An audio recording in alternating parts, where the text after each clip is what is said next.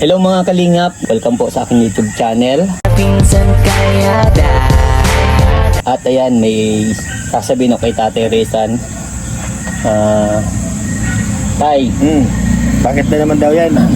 may mga ibang viewers po na parang pinipigilan pa kung i-vlog ko kayo.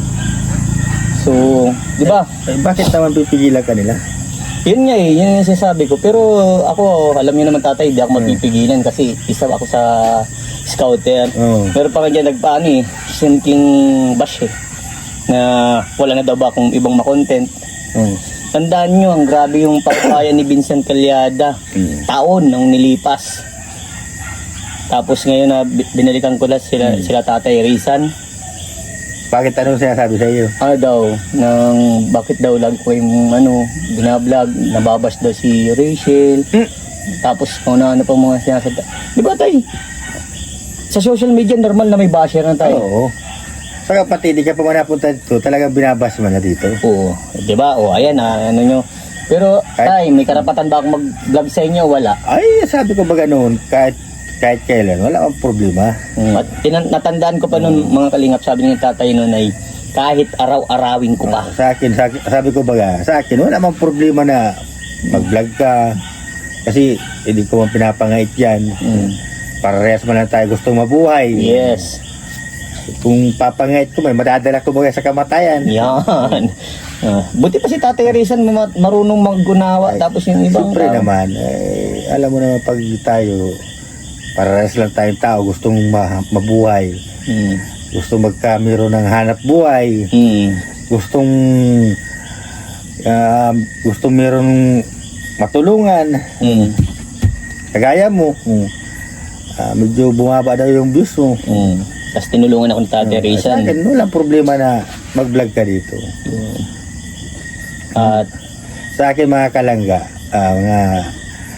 mga basher dyan, hayaan na lang ninyo si Vincent. At wala namang ginagawa sa inyong masama. yung At naghahanap buhay lang yan. Para may pamilya man din yan. Para mabuhayin niya. Para pakainin niya. Simpleng isipin man lang yan na hindi naman dapat pag-isipan ng masama. Marangal naman yung ginagawa niya. Diba? Diba mga kalangga? Kung iisipin nyo, para mag-video ka lang, mag-vlog ka lang. Normal mag-vlog siya dito kahit araw-araw. Walang problema. Nasa kanya man yun. Hindi man dapat natin ipangait yan. at saka may oras na magkakasama kami without vlog yun talaga. Ay kahit pa hindi sa Saka hindi naman pati dapat talaga yan pag-isipan ng hindi maganda. Kasi kumbaga sa para ka na din nakatulong yan mga basher o mga kalangga. Huwag kayong maniwala dyan sa mga basher na yan. Kayo mga basher kayo, hindi na kayong magparapakialam kay Vincent. At alam nyo, mamuhay na lang kayo ng tahimik sa buhay ninyo. Kaya yan ang mas magandang gawain nyo. Marami pang matutuwa sa inyo niya pag nagkagawa kayo ng maganda sa kapwa nyo. Hindi yung yung tao naghahanap buhay pagambas nyo. Porkit nagpunta dito, ibabas nyo. Wala na sa inyo mapunta. Ano tayo? Pag mapunta, sabihin nyo, nababas si Nini. Ay, noon pa. Kailan baga hindi nabas dito? At saka tay, ang inaano ko yan tay, sinasabi daw wala na daw akong charity, wala na daw akong mga vlog. Sabi ko, panoorin nila yung mga nakalipas tay. Di ako matatawag na masipag na scouter Kaya tingnan nyo, manood kayo. Di kasi kayo nanonood mga basher Ito, kaya nga ngayon nandito si Vincent para magkamero ng angat-angat yung niya. Yung nagbaba yung niya. Kaya pinapaangat niya. Naging akong tulong kay Tatay. Kaya paano siya charity wala nga. Kaya sana bago na comment kasi mag-isip muna, di ba tay? Kasi may mga bagay na nakakasakit na. Kaya ang mas pinaka-the best po, yung magmahalan na lang tayo. O sabihin na natin hindi natin maiwasan yung basher na yan. Pero siguro dito sa mundong ibabaw, kaya nyo kaming husgahan. Pero siguro pagdating sa kabilang buhay, alam niyo na kung sinong huhusga para sa inyo. At sa atin, sa amin. Kaya siguro dito, kala nyo perfecto kayo, kala nyo wala kayong mga ginagawang masama. Ako, kahit ako, inamin ko, natirisan, inamin din niya sa sarili niya. Hindi kami perfectong tao. Nakakagawa kami ng kasalanan. Pero, sana, ganitong mga sitwasyon, nagmahalan na lang tayo. Di ba tayo? Oo. Hindi naman kailangan yung magpabidahan, palakihan, payamanan. Ito lang halimbawa ko sa inyo, tinan nyo sa ibang bansa, naganggira na. Di ba? Pinasasabog na lahat. Ay paano na kung gumunaw na ang mundo? Di ba? Makakabasher pa kayo? Sana dapat magmahalan na lang tayo. Ipag-ano natin yung pagmamahalan. Magkaroon tayo ng pagkakaisa. Unity ba? Kasi kung wala tayong unity, naku, lagi-lagi, puro away, magulo. Magulo ang community, magulo ang sistema. Kaya masarap yung magmahalan lang talaga lang tayo. Siyempre. Yung kaya nga tayo ginawa ng Panginoon natin para bagay, sabi nga dyan, yung mga iba, hindi nila naisip na mahalin ang kapwa nila. Gusto nila magawa sila ng kasamaan, magbintang sa kapwa nila. Yan siguro ang ano nila. Siguro, totoo talaga may satanas. Kaya maraming ganyan na tao na masyadong para pakailamero sa may buhay ng may buhay. Kung ako sa inyo, hayaan na lang ninyo yan. Yan ang mas maganda niyan. Kumbaga, kung ayaw mo manood, di skip mo. Pero kung gusto mo manood at natututo ka na sa buhay, tahimik lang. Kung kunyari, naiingit ka doon sa tao na iinis ka, panoorin mo. Ano ba yung nangyayari sa kanya? Mag-video ka din. Yes. Kung naiingit ka, mag-video ka din. Ayun pala tayo, may iba pala, may iba palang mga nanonood na hindi alam na ako yung scouter nyo. At may iba na si Vincent Calyada hindi daw charity vlogger. Kaya sana bago kasi mag-comment dyan, panoorin niyo yung mga nakalipas kong video. Baka magulat po kayo na meron akong 14 na pabahay kahit nagsosolo si Vincent Calyada. 'Di ba? Kaya nga sana bago mangusga, isipin muna. Kasi hindi nyo alam yung nakataob na bao. Sa amin ay laman yan. Don't judge the book by its cover. Yun. Kung naiintindihan din ninyo yun. Basta yun na yun. Kaya sana wag nating husgahan ang tao. Kahit nga tayo, real talk yan talaga tayo. Nung mga panahon tayo, kami yung mga pasaway. Literal po yan. Share ko lang sa inyo. Nung high school kami yung mga pasaway. Na kala nung ibang teacher namin na wala kaming mararating dahil nga pasaway kami. Yung talagang mga anong kalukuhan na ginagawa namin. Pero on that time, na nakita nila na nag-graduate ako ng college, tapos yung tumutulong na ako sa mga kababayan ko, at nakikita nila, gano'n yung proud na proud pa sila sa akin. Di ba tay? Kaya dapat hindi natin husgahan ng tao. Di ba? Kaya nga, yan ang dapat talaga. Ay kaso yung iba naman, di ba na nagbabago? Puro husga. Baka tayo, baka pwedeng sila yung nasa lawyer ata, sila yung mga nag-abogado. Siguro. Abogado, siguro dapat, gusto nila, sila i-vlog mo. Baka sila, pwede naman po kung gusto niyo, pero good vibes lang tayo. Hindi naman po natin kailangan na, ayan. Totally, hindi namin kayo pinapansin yung mga basher na yan. Ngayon lang at napag-usapan lang. Kasi nga, mas ang pangit lang sa image ng tao na laging binabas, di ba? Nakala mo yung nagbabas ay napakalinis, parang maputi lagi yung sinusuot na damit. Kaya pati yung binabas niya, akala mo kasama-sama ng tao. Yes. Parang kung musga na ikala mo ano. Yan yung napapansin. Yun yung napapansin ko tayo na parang, ay, nako, may mga tao talagang mapanghusga. Meron niya sa pagkain lang ay pinangangait pa. Di ba? Grabe naman mga ganyan. Pero ikaw tay, sa ngayon tay, kahit ba nababas si Rachel, kahit sa vlog ko may nagbabas pa rin kay Rachel pero okay lang sa iyo tay. Ay okay ba natin kasi yung mga pinagsasabi nila, hindi man totoo. Yun. At saka laging marami na tayong payo kay Rachel, ano. Alam ni Rachel po kung anong mga dapat niyang gawin at mga hindi niya dapat gawin. Sa pati, para sa akin, kahit ano sabihin nyo sa anak ko, wag lang yung aalipustain nyo sa yung mga basher kayo. Hindi ako naniniwala sa inyo. Pira lang talaga yung kagaya nung yung nangyari nung nakaraang araw. Ayoko nung ganun. Yung talagang parang pinagpipilitan nun ay yung anak ko ay grabe.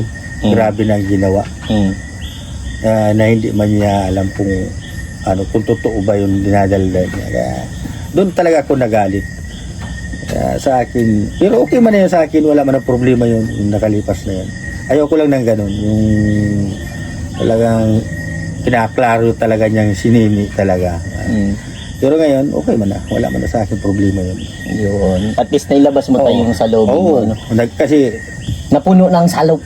sabi daw ako, di man ako mahilig kasi magtingin-tingin sa cellphone. Opo. Na binabaliwala ko yan na mga ganyan. Pero yung sabing naghingi na daw ng sorry, ay sino ba naman tayo? Yes. Na para hindi patawarin, eh Diyos nga nakakapagpatawad. Tayo pa kayong tama. Oo. Yun na ngayon. Kaya bahala na yung mga iba dyan na parang daldal na kung ano-ano. Bahala na sila. Si Lord na lang ang bahala sa kanila na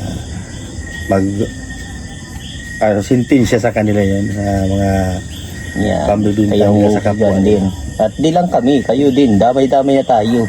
Pero yung mas malala, yung mapangusgang grabe. Di ba tayo? Nakala mo kung sino na. So kung para sa akin, kung baga sa paratas-patas na lang tayo. Yun. Ano na lang, kung magbigayan na lang. Yun. Give and take, ano? Kung meron ka, bigyan mo sila. Kung babaya ka, sunod na araw ka na naman. Ganun lang. Kaya, ganyan nga, sabi ko nga kila Alpi. Basta ako, yung pag nagbablog kayo, ayusin nyo para walang nagagalit sa inyo. Huwag kayo panghingi. Kasi dyan di kayo nababas ka ako yan. Mga ganyan pag nanghingi. Kagaya kanina, sabi ko kay Madam Layla, Madam, siguraduhin mo, hindi kami naghihingi. Hindi ka nagpunta kanina eh. Ay, dito? Oo, nagkain kami dito kanina. Ay, di man ako chat ni Padinggi. Ako nalingaw man din ako. Busog pa man kaya? Anong oras man? Kala ko masunod ka man din tatulos. Alas 5 na, mga alas 5 na.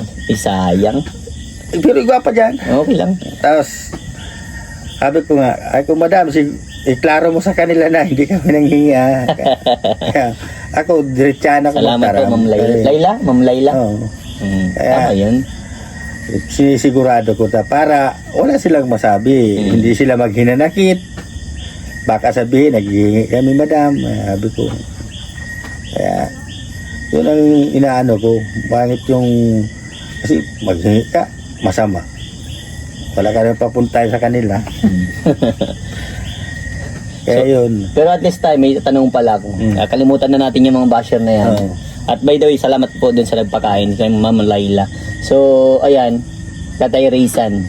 Di ba, 2 beses ka na nakakatikim ng mga luto ko. Oo. Yung kahapon na adobo sagat. At tapos yung adobo talaga, yung humba, Anong masasabi mo? Anong rate mo dun, Tay? Ano siya? Masarap. Eh, grabe. Yung humba na niluto mo kanina, hindi siya nakakaumay. Yung. Si Rachel, ano ba paborito niyan, Tay? At pag magkaroon-roon, lulutuan ko. Adobo. Adobong Basta adobo. Yung mangganong luto ko, Tay, ano kaya Ayun. Pasado? Ay, mapasado yun. Dinadila nun eh. Mapanglasa din eh.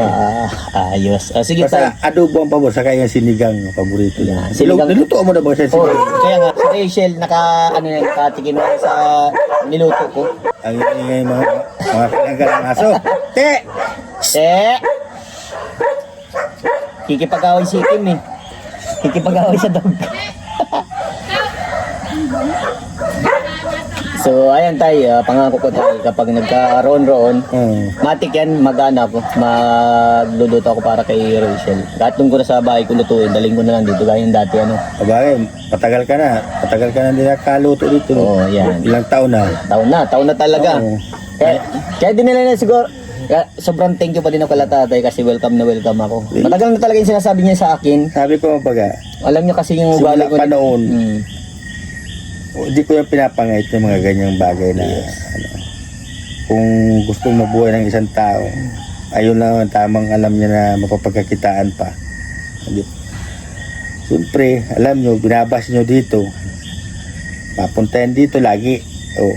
Mm-hmm. Sa kayo ay pinasisikat nyo silang ka. Oo. Binabas nyo lagi.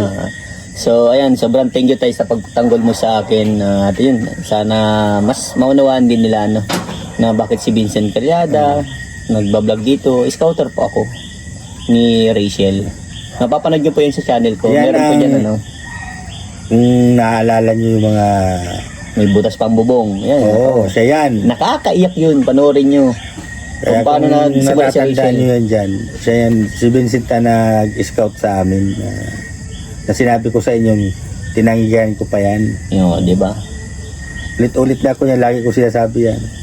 Pero para sa kanila talaga yun. Alam ni Tatay Reza yan. At doon makikita nyo kung sa vlog din nila Kalingap Rob kung paano buhay nila nila Tatay Reza. Tapos sabi pa nga, O tayo, natandaan ko lang kayo ng tubig ay ano. wala, Oh, di ba? nakikigib lang. Mm. Pero, Ang layo pa rin. wala kaming ano yan. O, tingnan nyo.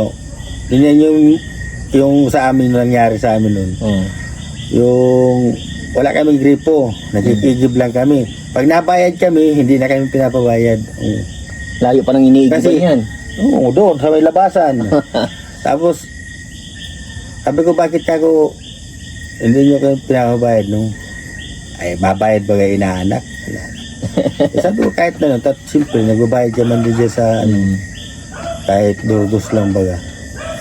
Dos ang isang galon. Ayaw, hindi na kayo pinapabayad. So ayan na, sana po magkaintindihan na. Tapos ito pa, sabi ko baga sa inyo, noon hanggang ngayon, uulitin ko na naman sa inyo, hindi kami nagbabago dito. Ang nagbago lang sa amin, bahay. Pero yung pag-uugali namin, minsan hindi maganda. Kahit noon pa man, minsan hindi maganda ang mood. Mm. Kasi tao lang. Kadalasan, maganda man ang mood namin dito. Pero, yun ang ugali namin. Kaya sinasabi ko sa inyo, hindi man kami perfecto. Yun. Kaya noon pa, kahit sabi ko baga, kahit sino man, pwede man mag-vlog dyan. Hindi ko na mapapangait yan. Hindi naman ako yung madamot na. Kasi, yun na lang ang maibibigay ko eh. Tapos yung, kikwento ko pa sa inyo, yung mga ganitong oras yun, Mm. masaing na kami. May paglabas ko doon sa kusina, may dumating mag-asawa. Mm. Tapos kasama yung maliit na anak nila. Tapos saan pwedeng makahiram ng bigas? Napaganon ako. Ay ko patay. Ay ko lahat lang. Titingnan ko lang kako doon sa loob. Kung, ano. Mm. Pagtingin ko, ilalagay na ni Commander doon sa kaldero, masaing na nga. Last na pala yun. Sabi ko, ma'am, lagay mo na yun sa plastic. Bakit? Pahiram daw, ibigay mo lang yan, huwag mo na pabayaran yan.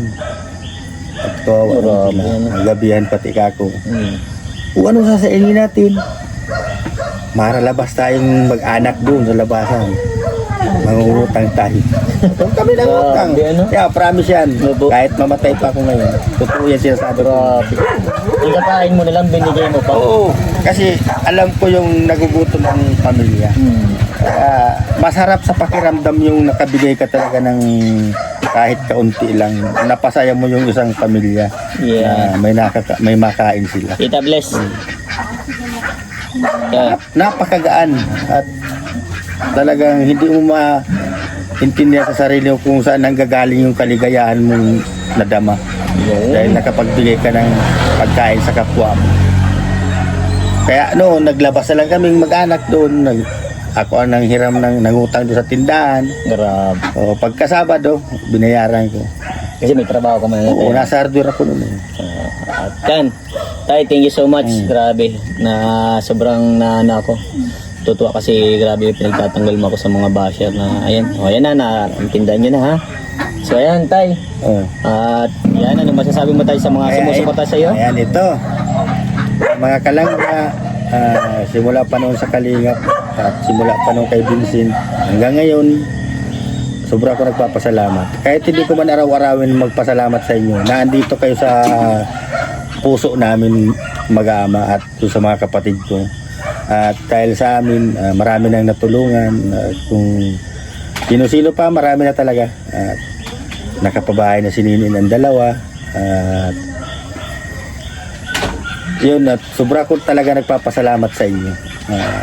Kayo mga kalangga. At sa mga basher na din, at kahit pa paano, kahit masasama yung mga sinasabi nyo, okay na din kasi parang viewers na din kayo yata niyan ay mga ganyan. Viewers na din, boy. Kaya sobra din ako nagpapasalamat sa inyo.